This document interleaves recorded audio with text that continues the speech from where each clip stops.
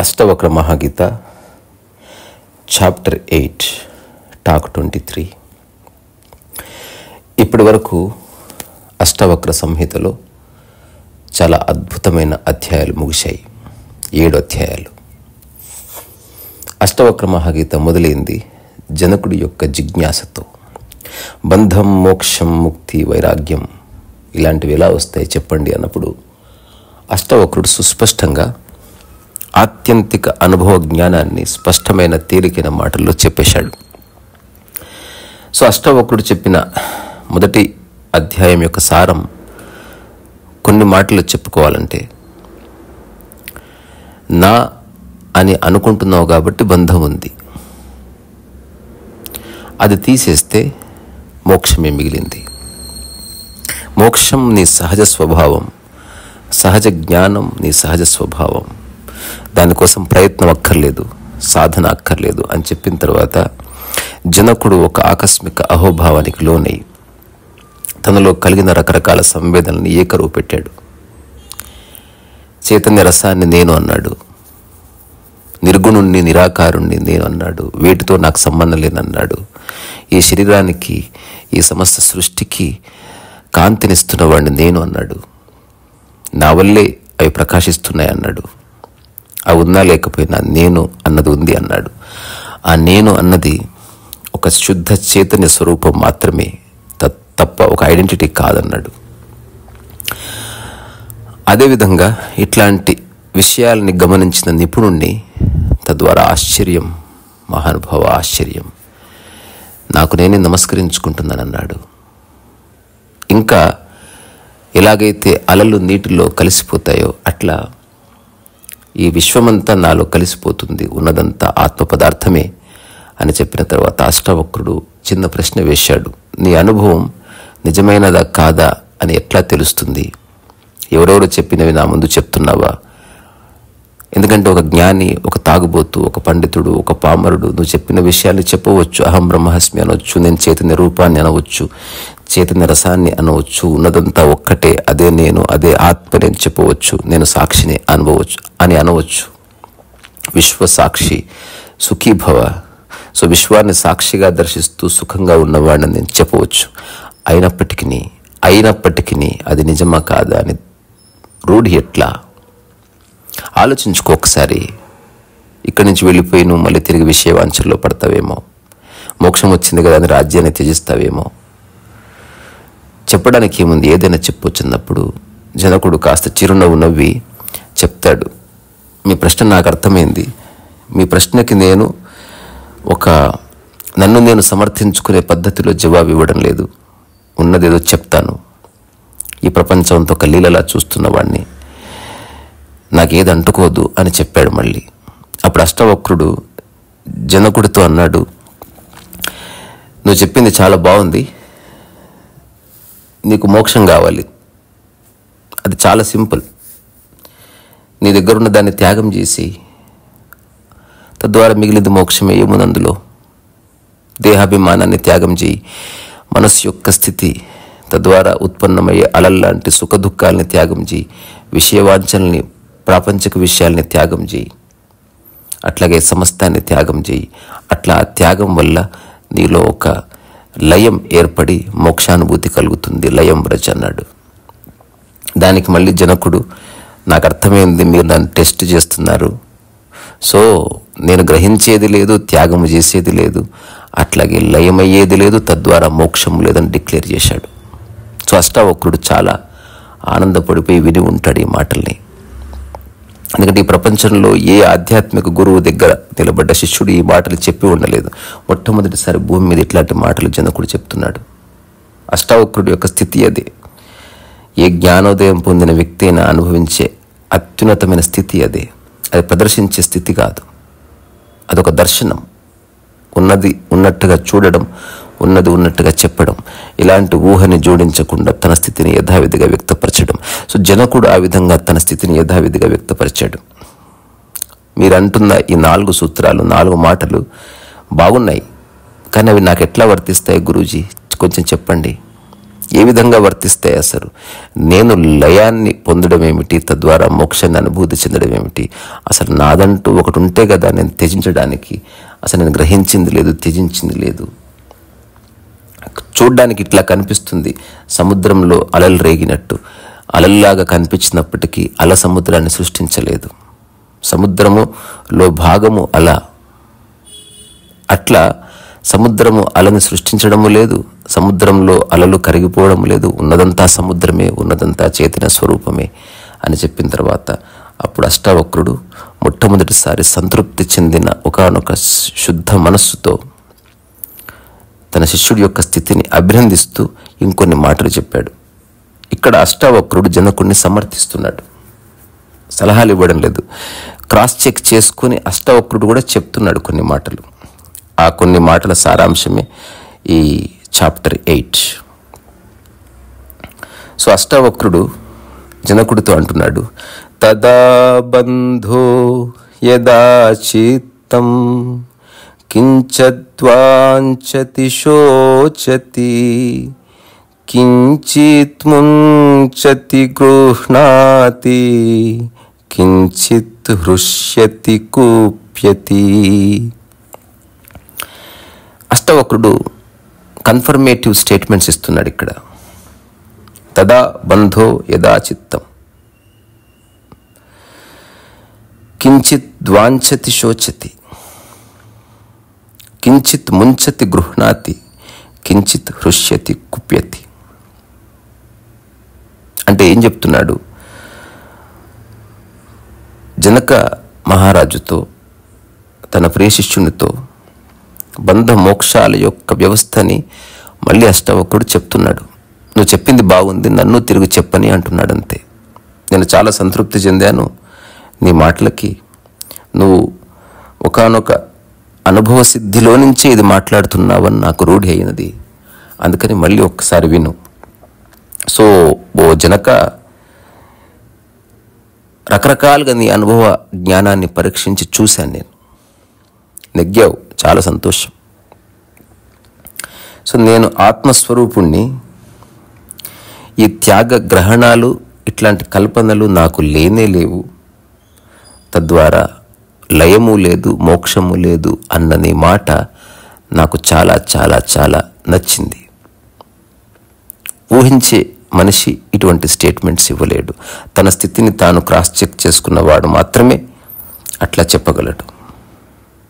So జనకుడు చెప్పిన దానికి స్పందిస్తూ అష్టవక్రుడు జనకుడితో చెప్పిన మాట ఏమిటంటే, నీ యొక్క అనుభవ సిద్ధిలో సత్యం ఉంది నాయన. అయితే నువ్వు చెప్పిందే నేను మరో విధంగా చెప్తాను, ఇంకాస్త స్పష్టంగా. ఇది ఎలా ఉంటుంది అంటే, ఒక చిన్న పిల్లవాడు స్కూల్కి వెళ్ళినప్పుడు ఇట్లాంటివి నేర్చుకొని, పదాలు నేర్చుకొని, ఆ తర్వాత 4-5 తరగతుల్లో అన్ని రకాల సబ్జెక్ట్స్ తెలుసుకొని, అట్లా రాను రాను తన సబ్జెక్ట్స్ తగ్గుతూ వస్తాయి. ఇంటర్మీడియట్కి వచ్చిన తర్వాత ఒక 3-4 సబ్జెక్ట్స్, డిగ్రీ వచ్చిన తర్వాత అవే సబ్జెక్ట్స్లో కాస్త డెప్త్, పీజీకి వెళ్ళిన తర్వాత ఒకే సబ్జెక్ట్, ఎంఫిల్లో ఒకే సబ్జెక్ట్లో ఒక అంశం, పిహెచ్డిలో ఆ అంశంలో మూల అంశం వైపు నీ మనసును తీసుకెళ్తారు. రాను రాను దీన్ని ఏమంటారంటే, ఇన్వర్టెడ్ ట్రీ మెథడాలజీలో ఎడ్యుకేషన్, రియల్ ఎడ్యుకేషన్ ఉంటుంది. అది ప్రాపంచికమైందన్న, ఆధ్యాత్మికమైందన్న. సో ఫస్ట్ రకరకాల విషయాల్ని పట్టుకున్న మనస్సు మెల్లమెల్లగా విషయాల్ని వదిలేస్తూ మూలం వైపు జర్నీ చేసే ఒకానొక ప్రక్రియ గురించి. సో అల్టిమేట్, సో మనిషిని ఇబ్బంది పెట్టే అంశాలు ఏమిటి అని అష్టావక్రుడు చెప్తున్నాడు, జనకుడు చెప్పిన మాటల్ని సమర్థిస్తూ. సో అష్టావక్రుడు జనకుడితో ఏం చెప్తున్నాడు? మనస్సు రకరకాల విషయాల్ని ఆపేక్షిస్తుంది. అలా ఆపేక్షించిన తర్వాత అవి పొందడానికి నిరంతరం ఉరకలు వేస్తుంది.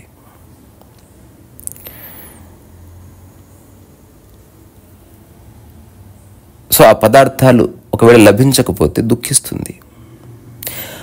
ఆ పదార్థాలని పొందడం కోసం కష్టపడుతుంది. ఒకవేళ పోతే తన యొక్క ప్రశాంతతని నష్టపోతుంది.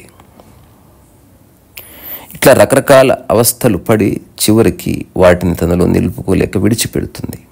సో ఈ మనస్సు రకరకాల విషయాల్లో అట్లా పడి అట్లా రకరకాల బాధల్ని సంవేదనని అనుభవించే ఒకనొక టెండెన్సీ కలది. సో దీని మూలం ఏమిటి అంటే మనస్సు లోపల లోభం ఉత్పన్నమైనప్పుడు ఏదైనా ఒకటి గ్రహించాలని కోరిక పుడుతుంది. ఇప్పుడు నువ్వేం చెప్పావు, నేను గ్రహించేది లేదు అన్నావు, తద్వారా నీలో లోభం లేదని అర్థమైపోయింది. తద్వారా నీ మాటకి నేను హర్షం వ్యక్తం చేస్తున్నాను. సరే, ఏదైనా కోరుకున్నావు లోభం వల్ల, అది ప్రాప్తించకపోతే క్రోధం కూడా ఉంది, కోపం కూడా వస్తుంది. సో చిత్తం యొక్క మూల స్థితి ఏమిటి అంటే రకరకాల వాసనలతో నిండి ఉండడం, అవి గనక రాకపోతే బాధపడ్డం, అవి గనక వస్తే హర్షించడం, ఆనందపడ్డం, అవి రావాలనుకున్నప్పుడు తాపత్రయపడ్డం, వాటి కోసం ఆరాటపడ్డం, వచ్చిన తరువాత అది నీ దగ్గరే ఉండాలనుకుని గట్టిగా పట్టుకోవడం, ఇవన్నీ జరుగుతాయి. ప్రతి ఒక్కరి జీవితంలోనూ, వినేవాళ్ళ జీవితంలోనూ ఇవి జరుగుతూనే ఉన్నాయి. సో మనస్సులోకి విషయవాంఛ రాగానే విచారణ మొదలవుతుంది. ఆ తర్వాత అవసరం లేదని చెప్తుంది. ఆ తర్వాత తన్ను తానే సమర్థించుకుని నాకు అవసరం ఉంది అని చెప్తుంది. ఆ తర్వాత సరే ఉంటే పర్వాలేదులే అని తీసుకుంటుంది, గ్రహిస్తుంది. ఆ తర్వాత కొంత సంతోషిస్తుంది, ఆ తర్వాత మళ్ళీ దుఃఖిస్తుంది. ఇట్లా రకరకాల వికారాలని మన చిత్తం పొందుతుంది. ఈ చిత్తం యొక్క లోభస్థితే బంధం. సో ఆ బంధమే లేదు అని తెలుసుకున్నవాడు సహజ మోక్షాన్ని అనుభవిస్తాడు. తద్వారా ఓ జనక, నువ్వు ఎలాంటి వాసనలు లేకుండా జీవిస్తూ సహజ మోక్షాన్ని అనుభవించు, సుఖించు. సో మోక్షకాంక్షని కూడా వదిలేయవలసిందే. ఎలాంటి ఆకాంక్ష అయినా ఆకాంక్షనే. సో ప్రాపంచికంగా మోక్షాన్ని కోరుకునేవాడు గొప్పగా చూపిస్తున్నాడు, కనిపిస్తున్నాడు అందరికీ. ప్రాపంచికంగా బంగారం కోరుకునేవాడు ఒక లోభిగా, ప్రాపంచికంగా అధికారం కోరుకునేవాడు ఇంకొక విధంగా కనిపిస్తున్నారంతే. కానీ మానసిక క్షేత్రంలో ఆకాంక్షే. సో మనిషి అవకాశం లేక స్తబ్దుగా ఉన్నాడు ఈ సమాజంలో.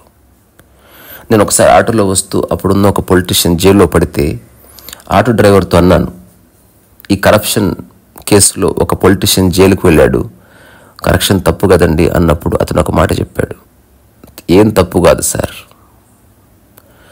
నాకు అవకాశం లేక ఇట్లా కష్టపడుతున్నాను, నాకేమాత్రం అవకాశం వచ్చినా నేనే గనక ఎమ్మెల్యే అయింటే ఒక 10 తరాలకు సరిపడా ఆస్తి సంపాదించుకొని అవసరమైతే ఒక 5 ఏళ్ళు జైలు శిక్ష అనుభవించి మళ్ళీ తిరిగి నేను సుఖాన్ని అనుభవించే ఉండేవాడిని. నేను ఆశ్చర్యపోయాను. ఆ తర్వాత ఒక వారం రోజులు ఎవరు కనిపించినా ఈ ప్రశ్న అడిగినప్పుడు అందరూ చెప్పారు, అవకాశం లేక ఎవరు చేయడం లేదు. నాతో ఒక ముసలావిడ అన్నది, ఒకప్పుడు మేము గట్క దాగినాం, ఒకప్పుడు జొన్న రొట్టె తిన్నాం. అప్పుడు నేను చెప్పాను, అప్పుడు గట్కా జొన్న రొట్టె తప్ప ఏమీ లేవే. ఒకవేళ అప్పుడు పిజ్జా, బర్గర్, బిర్యానీ ఉండింటే మీరు తిని ఉండేవాళ్ళు. ఎవడు నిజమైన వ్యక్తి అంటే అన్నీ ఉన్నప్పటికీ వాటిలో ఏమీ లేదని తెలుసుకుని తిరిగి ఒక జొన్న రొట్టె లేకపోతే కూరగాయలు తినేవాడు. ఇప్పుడు అతనికి విషయ లాలస పోయింది, మూలం మీద దృష్టి నిలబడ్డది. ఆరోగ్యానికి బిర్యానీ ఉపయోగపడదని తెలుసుకున్నాడు. బిర్యానీని త్యజించను లేదు, బిర్యానీని గ్రహించను లేదు. ఏది తన శరీరానికి సహజంగా నప్పుతుందో అట్లాంటి దాంతో తను తాదాత్మ్యం చెంది ఉన్నాడు తన సహజ స్థితిలో. సో ఇదంతా మనసు ఆడే ఆట జనక. నేను ఒక చిన్న కథ విన్నా, స్వామి రామ జీవితంలో జరిగింది. స్వామి రామ వాళ్ళ ఫాదర్ పిల్లల కోసం చాలా ఆరాటపడ్డాడు, ఎంతో ప్రయత్నం చేసినా వాళ్ళకి పిల్లలు కలగలేదు. దాంతో హఠాత్తుగా అతనికి సంసారం మీద ఆసక్తి పోయింది. అన్ని త్యాగం చేశాడు, కుటుంబాన్ని, భార్యని, తర్వాత సంసారాన్ని, ఇంటిని, అన్నిటినీ త్యాగం చేసి అడవికి పోయి తపస్సు చేసుకుంటాను కూర్చున్నాడు. సో అది నిజమైన తపస్సు అని ప్రపంచం అనుకోవచ్చు, కానీ నిజంగా అతను తపస్సు చేయడం లేదు. తనకు కావలసినవి కోరికలు తీరడం లేదు గనక, తీరే అవకాశమే లేదు గనక, ఎవరు దాన్ని తీర్చలేరు గనక ఏం చేయాలో అర్థం కాక అతను అట్లా అడవికి వెళ్ళిపోయాడు. ఆ సమయంలో స్వామి రామ వాళ్ళ గురువు గారు అతన్ని చూశాడంట. చూసి, ఏం చేస్తున్నావయ్యా అని అడిగితే, నేను తపస్సు చేసుకుంటున్నాను అంటే, ఇదంతా అబద్ధం, నీ మనసులో ఉన్నది వేరే, నీకు పిల్లలు కావడం లేదు, తద్వారా నీ ఆస్తిని అనుభవించేవాళ్ళు లేరు, అందుకని నీకు హఠాత్తుగా ఆసక్తి పోయిందంతే. నిజంగా నీకు పిల్లల మీద ఆసక్తి పోయిందా? నీకు కలగనందుకు ఆసక్తి పోయిందా? అంటే కలగనందుకు ఆసక్తి పోయింది. సో ఎంత ప్రయత్నించినా పిల్లలు కారన్న ఒక స్పష్టత వచ్చిందండి. తద్వారా నాకు అందులో సంసారంలో సారం పోయినట్టు అనిపించింది నాకు. అప్పుడు చెప్పాడంట స్వామి రామ వాళ్ళ గురువు గారు, నువ్వు తిరిగి వెళ్ళు, ఈసారి నీకు పిల్లలు కలుగుతారు అంటే ఇంపాసిబుల్ అండి అన్నాడంట. సరే, ఒకవేళ పిల్లవాడు కలిగితే నాకు ఇచ్చేద్దు కానీ నువ్వైతే ఇంటికి వెళ్ళు అని చెప్తే అతని ఇంటికి వెళ్ళిపోయాడు. ఆశ్చర్యం, వెళ్ళిన 1 సంవత్సరానికి ఆమె గర్భవతి అయింది. ఒక చక్కటి మగ శిశువుని జన్మించిన తర్వాత మళ్ళీ వాళ్ళు ఆనందంలో, రకరకాల హర్షంలో, రకరకాల వేడుకల్లో మునిగిపోయారు. ఒక 3-4 ఏళ్ల తరువాత స్వామి రామ వాళ్ళ గురువు గారు అతని దగ్గరికి వెళ్ళాడంట. వెళ్ళి గుర్తు చేశాడు. అప్పుడు మొట్టమొదటిసారి విషయవాంఛ వచ్చింది. నా పిల్లవాడిని ఇతనికి ఎట్లా ఇస్తాను? అప్పుడు స్వామి రామ వాళ్ళ గురువు గారు చెప్పారంట, నువ్వు నాకు ప్రామిస్ చేశావు, ఒకవేళ పిల్లవాడు కలిగితే నాకు ఇచ్చేస్తానని చెప్పావు, సో నీ మాట ప్రకారం నాకు ఇచ్చి. అట్లా మొట్టమొదటిసారి వాళ్ళు మనసు దిటువు చేసుకొని ఆ పిల్లవాడిని ఆ గురువు గారికి అప్పచెప్పారు. సో స్వామి రామ ఎలాంటి వాడు, ఇవన్నీ రెలవెంట్, విషయాన్ని విషయంగా చెప్తున్నంతవరకే. సో ఒక మనిషి ఏ అవకాశం లేక ఒక యోగిలా మారవచ్చు, కానీ అవకాశం అంటూ ఉంటే చాలామంది కరప్ట్ అయ్యే అవకాశం ఉంది, చాలామంది విషయవాంఛల్లో పడే అవకాశం ఉంది, చాలామంది డబ్బు కోరుకునే అవకాశం ఉంది, చాలామంది పేరు ప్రఖ్యాతులు కోరుకునే అవకాశం ఉంది. సో జనకుడు చెప్పిన రకరకాల మాటలకి అష్టావకుడు సమర్థిస్తూ ఏం చెప్తున్నాడు? సంపూర్ణంగా తెలిసినవాడు దేంట్లోనూ ఇరుక్కోడు. అతను ఏ విషయాన్ని గ్రహించడు, ఏ విషయాన్ని అతను త్యజించడు. తద్వారా అతను మోక్షాన్ని పొందాలన్న ఆకాంక్షని కూడా అతను క్యారీ చేయడు. తద్వారా అతను సహజమైన ఒక ప్రకృతి సిద్ధమైన మోక్షంలో నిరంతరం ఉంటాడు. సో ఈ శ్లోకంలో ఉన్న రకరకాల పదాల అర్థాలు కించత్ ద్వాంచతి శోచతి అంటే కించిత్తు కోరినప్పటికీ దాని యొక్క పర్యవసానం శోచతి దుఃఖమే. కించిత్ ముంచతి అంటే ఏదైతే వదిలేస్తున్నావో, గృహ్ణాతి గ్రహిస్తున్నావో, హృష్యతి సంతోషిస్తున్నావో, కుప్యతి కోపిస్తున్నదో, తదా బంధ అప్పుడు బంధం ఏర్పాటైంది. సో మనస్సు అనేది లేకపోతే బంధము లేదు. నిద్రలో ఎవరికైనా ఏదైనా బంధం ఉంటుందా? నిద్రలో మనస్సు లేదంతే. సో మెలకువలో మనస్సు లేకుండా ఉండడం సహజ మోక్షం అని అష్టావక్రుడు జనకుడితో మళ్ళీ ఇట్లా అన్నాడు. తదా ముక్తిర్యదా చిత్తం నవాంఛతి నశోచతి నముంచతి న గృహ్ణాతి నహృష్యతి న కుప్యతి. సో మళ్ళీ చెప్తున్నాడు ఇక్కడ కొంచెం ఇంతకుముందు బంధం గురించి చెప్పాడు. ఆ బంధానికి కారణం లోభం మాత్రమే. ఆ లోభం యొక్క అవతరణ మనస్సులోనే జరుగుతుంది, చిత్తంలోనే జరుగుతుంది. సో ఇప్పుడు అష్టావక్రుడు చెప్పిన సూత్రం పతంజలి యోగ సూత్రాలకు అతీతం. చిత్తవృత్తి నిరోధం యోగం అని చెప్పిన పతంజలి సూత్రానికి కాస్త దూరంగా వెళ్ళి చెప్తున్నాడు అష్టావక్రుడు. జనకుడు అక్కడి నుంచే మాట్లాడుతున్నాడు. చిత్తవృత్తిని నిరోధించాల్సిన అవసరమే లేదు. అందులో లోభం రాకుండా చూసుకో. ఏది గ్రహించకు, ఏది త్యజించకు. దీనికే మరొక పేరు ఎరుక అని. సో ఈ సూత్రంలో అష్టావక్రుడు మోక్షం గురించి చెప్తున్నాడు. సో ఎప్పుడైతే వాంఛ మన మనస్సు వదిలి బాధని పట్టించుకోకుండా సుఖ దుఃఖాలని సమానంగా ఒక సంయమనంతో చూడగలుగుతుందో అప్పుడు ముక్తి ప్రాప్తిస్తుంది. సో మనసు ఉన్నందుకు భోగము, శోకము, అలాగే మమత, అనురాగాలు ఖచ్చితంగా వస్తాయి.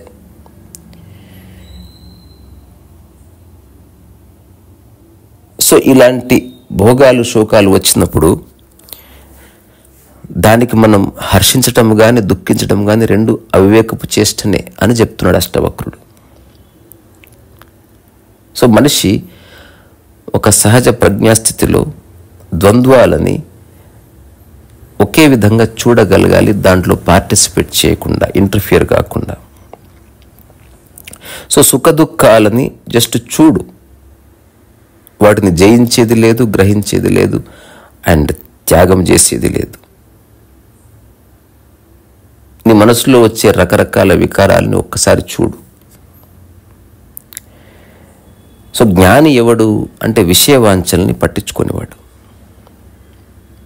ఇట్లా విషయవాంఛల్లో ఇరుక్కొని మనస్సు తక్షణం ముక్తిని, మోక్షాన్ని అనుభవిస్తుంది. సో ప్రపంచంలో ఉన్నటువంటి రకరకాల ఆనందాలు తాత్కాలికమే, అందులో ఏ సందేహం లేదు. కానీ మూలంలో ఉన్నది అపార ఆనంద సాగరం అని చెప్తున్నాడు. ఇక్కడ ఒక చిన్న విషయం ఈరోజు చర్చలోకి వచ్చింది. నీ ఆనందం వస్తూ పోతూ ఉందనుకో, తద్వారా ఆనందం తెలుస్తుంది నీకు. నీకు ఆరోగ్యం వస్తూ పోతూ అనారోగ్యం వస్తూ పోతూ ఉంటే ఆరోగ్యం తెలుస్తుంది. సో ఆరోగ్యం తెలియడం వేరు, ఉందని గుర్తించడం వేరు. ఆరోగ్యం నీ సహజ స్వభావం. ఈ ప్రపంచంలో జరిగే కాన్ఫరెన్స్లన్నీ అనారోగ్యం గురించి జరుగుతాయి. ఆరోగ్యం గురించి ఏ కాన్ఫరెన్సు జరగదు, ఎందుకంటే ఆరోగ్యం గురించి చెప్పడానికి ఏ వ్యాఖ్య లేదు. ఇప్పుడు మీరు వింటున్న వాళ్ళైనా ఆరోగ్యం గురించి, ఆరోగ్యం అంటే ఏమిటి అని ఒక ప్రశ్నకు జవాబు రాయండి చూద్దాం. రాయడానికి ఏముండదు. అనారోగ్యం అంటే చాలా రాయొచ్చు, రకరకాల అనారోగ్యాల గురించి రాయొచ్చు. రకరకాల అనారోగ్యాలు ఉంటాయి, కానీ ఆరోగ్యం ఒకటే ఉంటుంది. ఈ ప్రపంచంలో ఉన్న అందరి ఆరోగ్యం, అందరి మోక్షం, అందరి ముక్తి, అందరి నిద్ర, అందరి యొక్క ఆకలి ఒకటే. సో ఆత్మజ్ఞానాన్ని అర్థం చేసుకునేవాడి స్థితి మూలం వైపు. ప్రపంచంలో సుఖ దుఃఖాల్లో పడి బాధపడేవాడు పట్టుకున్నది సూపర్ఫిషియాలిటీ. సో జనకుడికి అష్టావక్రుడు ఏం చెప్తున్నాడు అంటే, నిజమైన ఆనందం మూల స్థితిలో స్థితమైనప్పుడే ఉంటుంది. మరి ఎలా ఉంది నిజమైన ఆనందం అన్నప్పుడు ఒకటే మాట చెప్పాడు, మమతలు అనురాగాలు దేని పట్ల పెంచుకోకు. విషయాన్ని విషయంగా చూడు, ఒక విషయాన్ని అవసరం కోసం ఉపయోగించుకో. రాజ్యం ఉంది, రాజ్య పరిపాలన చేయి, మమత అనురాగాలు లేకుండా. ఒక డాక్టర్ సర్జరీ చేసినట్టు నువ్వు రాజ్య పరిపాలన చేయి. జస్ట్ నీ కర్తవ్యాన్ని నువ్వు నిర్వర్తించు, కర్తాభావన లేకుండా. సో ధ్యానం అనే పదం చాలామంది వాడినప్పుడు విషయాన్ని ఆధారం చేసుకొని, పద్ధతిని ఆధారం చేసుకొని ధ్యానంలో అడుగు పెడతారు. తద్వారా కర్తాభావన ఆవిష్కృతం అవుతుంది, ఉత్పన్నమవుతుంది. సో అష్టావక్ర మహాగీత యొక్క సారంలో ధ్యానం అనేది నిర్విషయం. అంటే నువ్వు ఏ విషయం మీద మనసు లగ్నం చేయడం లేదు. అది మంత్రము కావచ్చు, తంత్రము కావచ్చు, ఒక సూక్తి కావచ్చు, గురువు గారి ఫోటో కావచ్చు, దేవుడి నామం కావచ్చు. అవన్నీ తప్పు ఒప్పు అన్నది కాదు చర్చ. సో నిజంగా ధ్యాన స్థితి ఎట్లా ఆవిష్కృతమవుతుంది అంటే నీ మనస్సు నిర్విషయం కావాలి. దాని గురించి అష్టావక్రుడు చెప్తున్నాడు. సో ఒక మమత, ఒక అనురాగం అనేది మనసులో ఆవిర్భవిస్తే నీలోకి బాధ అనేది ఎంటర్ అవుతుంది. సో జ్ఞాని ఎవరు? ఈ రెండిటికి అతీతంగా ఉండేవాడు. సో అన్నపూర్ణోపనిషత్ అనే ఒక ఉపనిషత్తులో ఒక చిన్న సూత్రం ఉంది. న మోక్షో నభసః వృష్టే న పాతాళో న భూతలే సర్వాశ సంక్షయే చేతః క్షయో మోక్ష ఇతిష్యతే. అంటే ముక్తి అన్నది ఈ భూ ఆకాశ అంతరాళాల్లో ఎక్కడా లేదు. రకరకాల కాంక్షల నుంచి ఉపశమనం పొంది ప్రశాంతి పొందిన మనస్సులో ముక్తి ఉంది. అది పొందడం లేదు, అది దాని యొక్క స్థితి. సో రకరకాల కామాల నుంచి మనస్సు బయటపడ్డప్పుడు ఆలోచన ప్రభావం ఆగిపోతుంది. అప్పుడు సహజంగా మనోలయం చెంది అది ఒకానొక స్థితిలో స్థిరపడుతుంది. అది ఎప్పటికీ పోదు.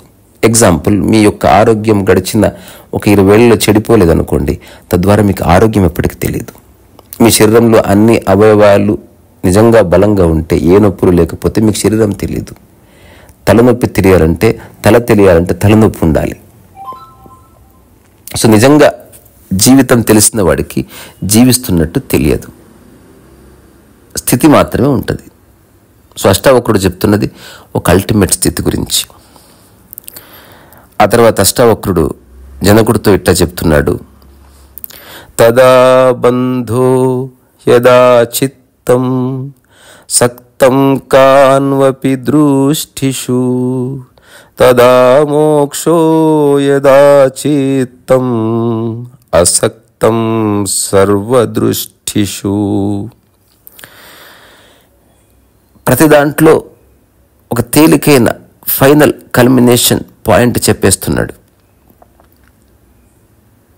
అసలు బంధం అనే దాని గురించి మొదటి శ్లోకంలో చెప్పి ముక్తి అనే దాని గురించి రెండవ శ్లోకంలో చెప్పాడు. సో మూడవ శ్లోకంలో బంధము మోక్షం రెండింటి గురించి చెప్తున్నాడు. ఇవన్నీ confirmations, affirmations. What you said Janaka is right. అయినా నేను కూడా చెప్తున్నాను, మనిషి మోక్షాన్ని అనుభవించకపోవడానికి కారణం ఏమిటి అని. సో మనస్సు విషయాసక్తం అయిన మరుక్షణమే బంధం ఏర్పడుతుందని చెప్పేస్తున్నాడు. సో విషయాసక్తము లేని మనస్సు ముక్తి అంతే అని చెప్పేస్తున్నాడు. రెండే మాటలు. ఇప్పుడు ఎవరైతే జ్ఞానోదయం పొందాలనుకుంటున్నారో, విషయం అది వస్తువు కానీ, మనిషి కానీ, సిద్ధాంతము కానీ, సెల్ఫ్ కానీ, ఈ నాలుగిటి మీద ఆసక్తి లేనివాడు తక్షణ మోక్షం అనుభవిస్తాడు, తక్షణ ముక్తిని అనుభవిస్తాడు.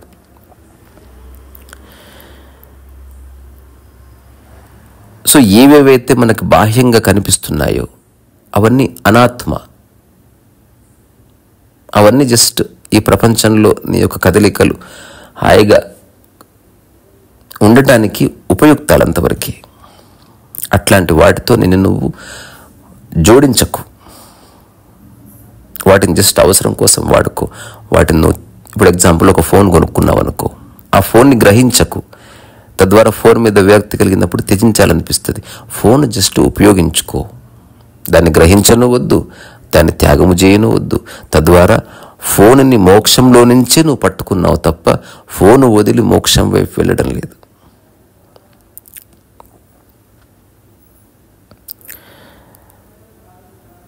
సో ఆత్మజ్ఞానం ఒక మనిషికి కలగనంత వరకు రకరకాల విషయాల వలల్లో మనసు అట్లా చిక్కుకొనే ఉంటుంది. అది ఏ విషయమైనా కావచ్చు, పాలిటిక్స్ కావచ్చు, లేకపోతే సక్సెస్ కావచ్చు, ఫెయిల్యూర్ కావచ్చు, డబ్బు కావచ్చు, అమ్మాయి కావచ్చు, లేకపోతే మహత్వాకాంక్ష కావచ్చు, పరువు ప్రతిష్ట కావచ్చు, మతం కావచ్చు, కులం కావచ్చు, గురువు కావచ్చు, ధ్యానం కావచ్చు, పద్ధతి కావచ్చు, రుద్రాక్ష కావచ్చు, ఏదైనా 100 విషయాల్ని పట్టుకున్న మనస్సు, ఒక్క విషయం పట్టుకున్న మనస్సు పట్టుకుంది ఏదో ఒక దాన్ని. సో ఆ పట్టుకునే మనసు పోవాలని చెప్తున్నాడు. సో ముక్త పురుషుడికి అసలు బంధాలే ఉండవు. ఎందుకు? అతను బంధం క్రియేట్ చేసుకోవడం లేదు. సో అతనిలో ఒక విషయానికి సంబంధించిన ఆలోచన అనేది లేకుండా చూస్తున్నాడు. కృష్ణమూర్తి యొక్క సమగ్ర సారం ఇది, చాయిస్లెస్ అవేర్నెస్.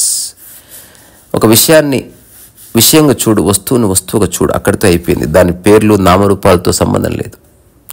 దానితో అవసరం ఉంది, దాన్ని ఉపయోగించుకో. ఇప్పుడు మీ మనసులో రకరకాల విషయాల గురించి రకరకాల ధారణలు ఉంటాయి. నేను 2 వస్తువులు చెప్తాను, వాటి పట్ల మీలో ఏ సమాచారం లేదో చూసుకోండి ఒకసారి. చెప్పులు, చీపురు. చెప్పులు అటుపక్కుంటే చీపురు ఇటుపక్కు ఉంటుంది. దాని మధ్య ఉన్న ప్రతి వస్తువు పట్ల మీకు ఒక ధారణ ఉంది. అదే మనల్ని బాధిస్తుంది. సో చెప్పుల పట్ల ఏ ధారణ ఉండదు, చీపురు పట్ల ఏ ధారణ ఉండదు. చీపురు ఊడ్చినప్పుడు వచ్చే కసువు పట్ల ఏ ధారణ ఉండదు. నీళ్ళు ఎవరికన్నా ఇచ్చినప్పుడు ఏ ధారణ ఉండదు.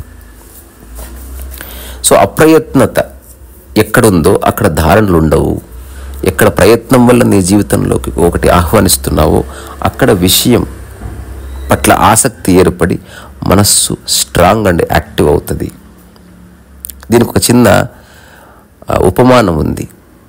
బీజం ఉందా, అది ఎప్పుడు నేల మీద పడితే అప్పుడు మొలకెత్తవచ్చు. అట్లా అవకాశం ఉంటే ఎవరిలో అయినా విషయవాంఛ కలగొచ్చు. సో అష్టావకుడు చెప్తున్న కాంటెక్స్ట్ ఏమిటి? ఆ బీజాన్ని ఎవడో పొయ్యి మీద వేయించాడు. సో బీజం బీజ రూపంలోనే ఉన్నట్టు కనిపించినప్పటికీ దాంట్లో అంకురార్పణ జరిగే ఒకానొక తత్వం ముగిసిపోయింది. అట్లా నీ మనస్సులో ఉన్న చిత్తములోనే లయమై ఉంది తప్ప ఆ చిత్తము వేరే వాటి మీద ఫోకస్ అవ్వడం లేదు. చాలా సింపుల్. సో చూసేది ఏదైనా నీ కంటికి కనిపించేది సత్యము కాదని తెలుసుకో. అదంతా జడం. సో అహంకారం అనే దాన్ని నీ జీవితం నుంచి తీసేసేయి. అహంకారం యొక్క వ్యాప్తి, అహంకారం యొక్క ఆవిర్భావం ఎలా జరుగుతుంది అంటే నీ మనసులో నాది అన్న ఆలోచన, సొంతం చేసుకోవాలన్న ఆలోచన రాగానే అహంకారం యొక్క ఆవిర్భావం జరుగుతుంది. ఏదైతే నీవు సృష్టించావో, ఏదైతే నీవు నీది అనుకుని ఒక ట్యాగ్ లైన్ వేశావో అక్కడ అహంకారం యొక్క ఆవిర్భావం ఉంది. ఈ ప్రపంచంలో కోట్ల వస్తువులు ఉన్నాయి. వాటిని పట్ల నీకే తాదాత్మ్యత లేదు. కానీ నువ్వు కొనుక్కున్న ఒక్క టీవీ వల్ల నువ్వు అది పగిలిపోతే బాధపడవచ్చు, కొత్త టీవీ కొనుక్కున్నప్పుడు వేరే వాళ్ళు మెచ్చుకుంటే ఆనందపడనవచ్చు. ఈ రెండు అబద్ధాలే, ఈ రెండు కల్పనలే. టీవీ నువ్వు అవసరం కోసం కొనుక్కున్నావు తప్ప టీవీ వల్ల నీకు వచ్చేది లేదు, పోయేది లేదు. టీవీ ఉన్నప్పుడు ఎలా ఉన్నావో లేనప్పుడు అలాగే ఉన్నాను అని తెలుసుకొని టీవీని పట్టుకో, టీవీని చూడు. సో లోపల వదిలేసి చేయితో పట్టుకో. అట్లాంటి స్థితి ఉంది. అట్లాంటి ఒకానొక స్థితి గురించి అష్టావక్రుడు చెప్తున్నాడు. సో ఒకటే మాట, విషయ దృష్టే బంధం, విషయరాహిత్యం ముక్తి. అహంకారం యొక్క త్యాగం మోక్షం, అహంకార స్థితి బంధం. ఈ 4 స్టేట్మెంట్స్ చూడండి. అహంకార స్థితి బంధం, అహంకార త్యాగం మోక్షం, విషయ సృష్టి బంధం, విషయరాహిత్యం ముక్తి అన్నాడు. సో ముక్తికి మోక్షానికి ఉన్న వ్యత్యాసం కూడా అత్యల్పం. మోక్షం అన్నప్పుడు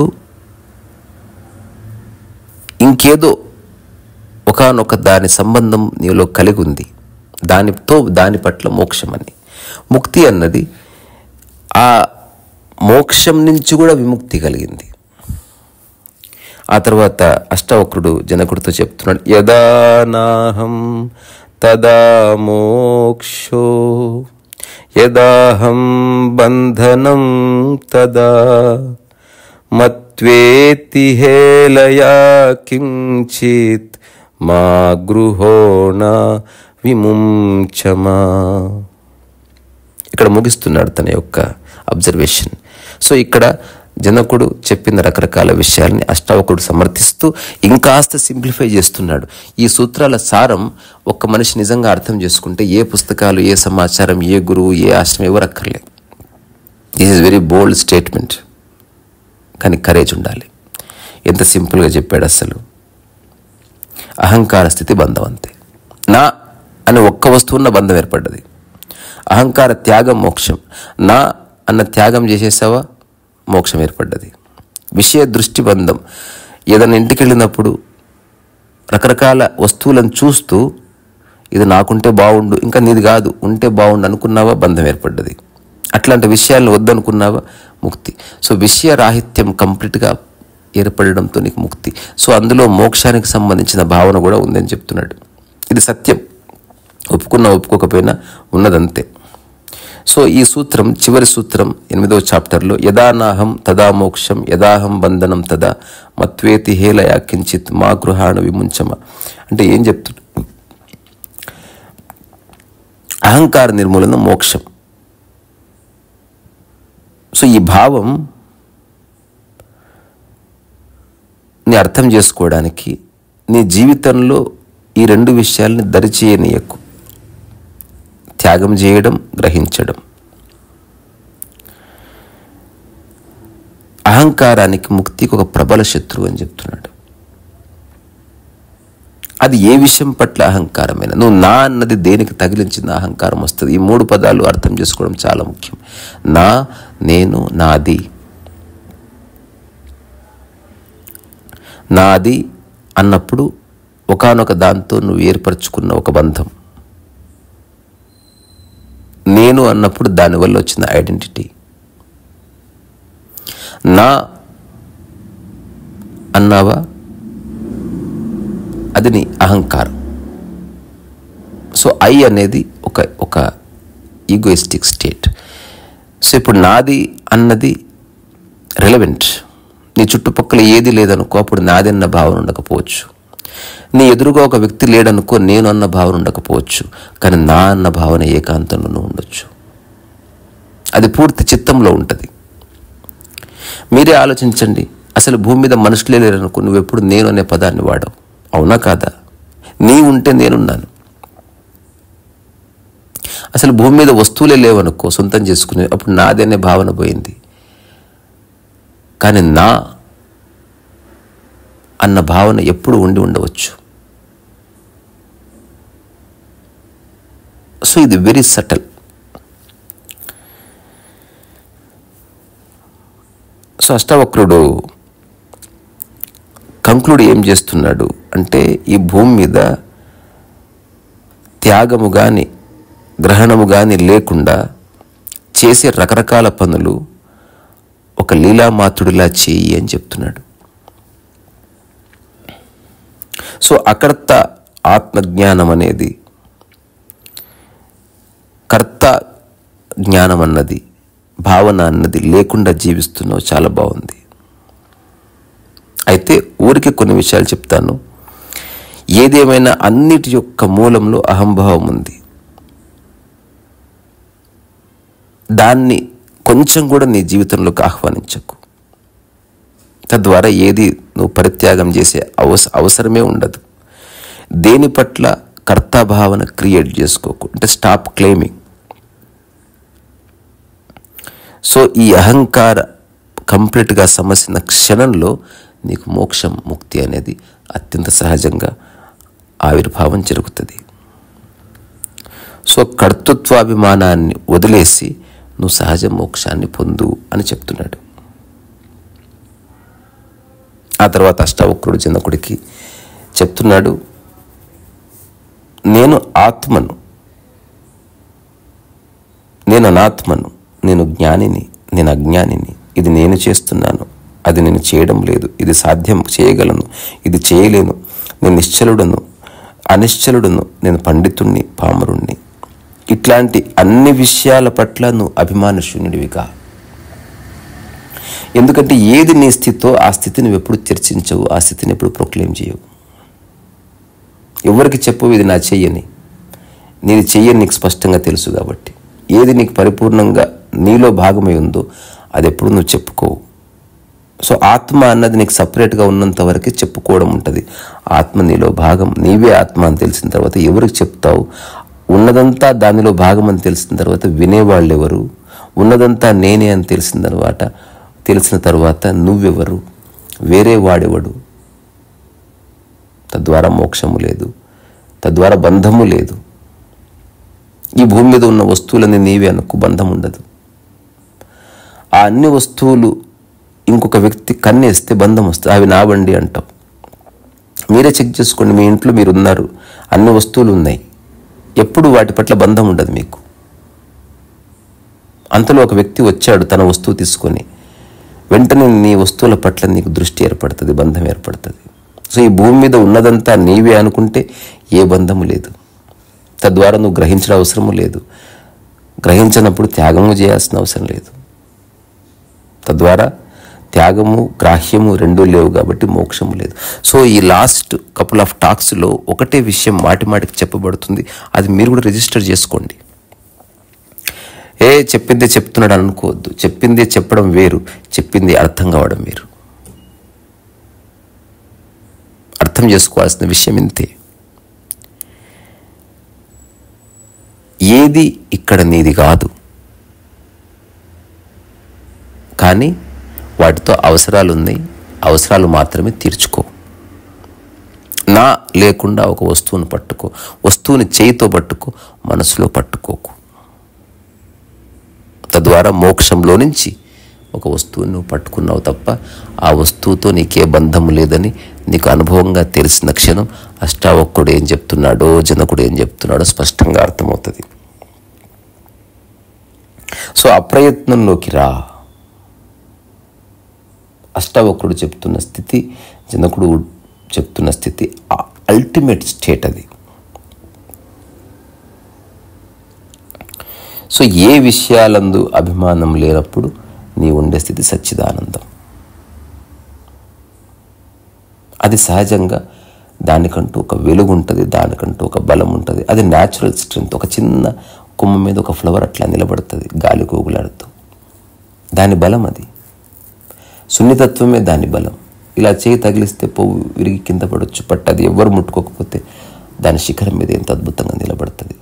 అట్లా ఆత్మాశ్రయుడవై ఆత్మవేయి నువ్వు అట్లా జీవించు.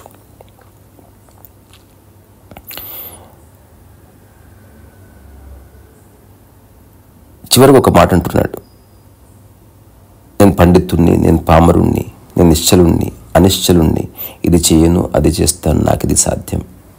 ఇలాంటి విషయాల పట్ల నీ అభిమానం వదులుకో, తద్వారా మిగిలేది సచ్చిదానందం. సో ఇంద్రియ వ్యాపారాలు వాటంతటవే జరుగుతుంటాయి. నీ చెయ్యి ఒక ఇంద్రియం పట్టుకొని దేన్నైనా, నీళ్ళ గ్లాస్ పట్టుకొని టీ తాగని, లోపల నా నీళ్ళ గ్లాస్ అనుకోకు, లేదా నీ నీళ్ళ గ్లాసు అని అనుకోకు. నీళ్ళ గ్లాసుగా చూడు. అప్పుడు శరీరం నీళ్లు కావాలి, చేయి పట్టుకొని శరీరంలో నీళ్లు పోసింది, నువ్వు పక్కకు జరుగు. ఇలా ఉండటానికి నీ ప్రయత్నం అవసరం లేదు, నీ ప్రమేయం అవసరం లేదు. నీవు నిష్క్రియుడవు, నీవు నిస్పృహుడవు, నీవు నిశ్చలుడవు, నీవు నిర్మలుడవు, నువ్వు నిత్యానందుడవు. అట్లా ఉండు. అది నీ స్థితి, నీ సహజ స్థితి, నీ స్వభావం, నీ యొక్క ఆత్మస్థితి, నీ మూల స్థితి, ప్రకృతి స్థితి. ఈ ప్రకృతిలో ఉన్న అన్ని ప్రాణులు ఆ స్థితిని అనుభవిస్తున్నాయి. కానీ వాటికి ప్రపంచము పరిచయం లేదు కాబట్టి తెలియదు. అనారోగ్యం లేకపోతే ఆరోగ్యం తెలియనట్టు. కానీ మనిషి ప్రపంచంలో బడి రకరకాల విషయవాంఛల్లో భోగలాలసలో పడ్డందుకు అతనికి ఈ చిక్కంతా వచ్చింది అని అష్టావక్రుడు చెప్పి జనకుడి వైపు నిశ్చలంగా చూశాడు. ఆ తర్వాత అష్టావక్రుడే జనకుడు చెప్పిన దాన్ని సమర్థిస్తూ ఇంకొన్ని విషయాల్ని ఉటంకిస్తున్నాడు. నువ్వు చెప్పింది కరెక్టే, ఇంకాస్త సింప్లిఫై చేసి చూడొచ్చు, ఒక్క మాటలో చెప్పొచ్చు. అసలు ఆత్మజ్ఞానానికి ఏ ప్రయత్నం అక్కర్లేదు. ఇంతకుముందు చెప్పిన 4 మాటలు చెప్పి నేను ముగిస్తాను. అహంకార స్థితి బంధం, అహంకార త్యాగం మోక్షం, విషయ దృష్టి బంధం, విషయరాహిత్యం ముక్తి. సో ఈ 4 విషయాలను అర్థం చేసుకుంటే సరిపోతుంది, అంతకుమించి మరేమీ లేదు. ఇదంతా ఎందుకు? ఉన్న చోటే జీవితాన్ని సమగ్రంగా అనుభవించడానికి తప్ప పీకులాడ్డానికో కోట్లాడ్డానికో వాటి కోసం జీవితం లేదని తెలుసుకుంటే అష్టావక్రుడు మీ జీవితంలోకి ఎంటర్ అవుతాడు. ఇంకా కొట్లాడే విషయాలు, ఇంకా పట్టుకునే విషయాలు, ఇంకా నా అనుకునే విషయాలు, ఇంకా పోరాడే విషయాలు ఏమన్నా ఉన్నాననుకోండి, అష్టావక్రుడు ఇంకా మీలోకి చొరపడే స్పేస్ లేదు. అష్టావక్రుడు మీలోకి రావాలి, జనకుడు చెప్పిన విషయం మీలోకి దిగాలి. ఇప్పుడు నేను చెప్తున్న ఈ తేలికైన మాటలు నిజంగా అనుభవంలోకి రావాలంటే దానికి తగ్గ స్పేస్ ఉండాలి. అప్పటి వరకు ఇది జస్ట్ వ్యాఖ్య, కాస్త చెవులకి వినేవాళ్ళకి ఆనందం అంతవరకు. రిసరస్సు వయసు.